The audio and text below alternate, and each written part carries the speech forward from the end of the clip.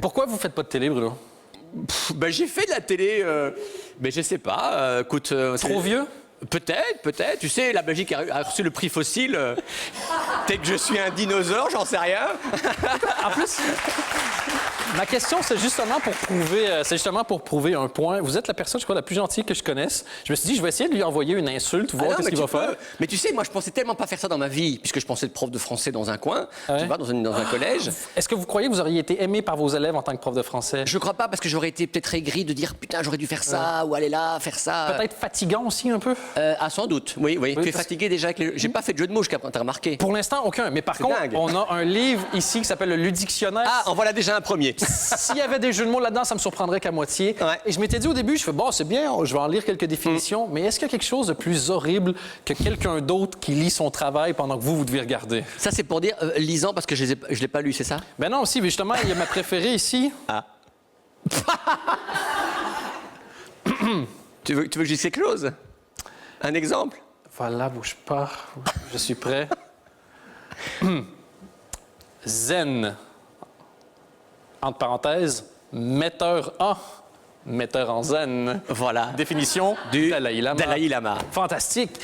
Je sais pas, honnêtement.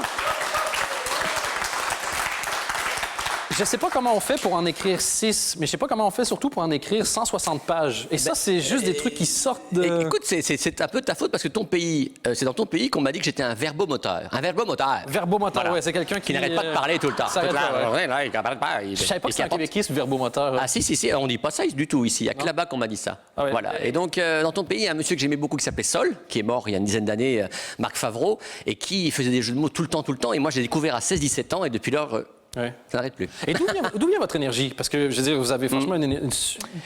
Ouais, je sais pas, pourtant j'ai eu des parents, des frères, des sœurs, un parcours assez classique, mais non, je suis dopé, je suis tellement heureux que ça fonctionne, que ça marche et que les gens m'en demandent des choses à faire. Et puis, moi je suis comme tout le monde, quand il se passe des choses vraiment dramatiques, comme on a eu pas mal récemment, moi j'ai envie de trouver des mots pour essayer de synthétiser ça, quoi. Le 13 novembre, le 14 novembre, parce que le 13 j'étais sous le choc, le 14 j'ai pleuré comme tout le monde en voyant les témoignages des gens, et puis le 15 j'ai pondu un truc, c'était la tour Eiffel a froid aux pieds, mais Paris se réveille, il est 5 heures, on y va. Et voilà, moi, c'est une sorte de catharsis aussi. Hein. Vous êtes super sensible? Bah ouais. Ça, je m'entendais pas à ce que vous dites. J'ai pleuré comme tout le monde et puis après j'ai... C'était... En fait, moi, ça me bouffe de l'énergie vitale, en fait. Moi, c'est ça, moi, je suis tellement dopé, comme tu dis. J'ai envie de faire des choses et ça me tire tellement vers le bas que ça m'énerve. Tu sais que là, ils étaient que 4-5 et depuis lors, on est tous mais emmerdés. On perd des heures dans les aéroports, partout, on est fouillés, tout ça. On perd de l'énergie, mais pour rien. Et du coup, tout cet argent, tout ce blé, ces milliards qui partent pour la sécurité, il n'y a plus un bal qui part pour l'enseignement, l'éducation, et c'est ça qu'il faut faire pourtant.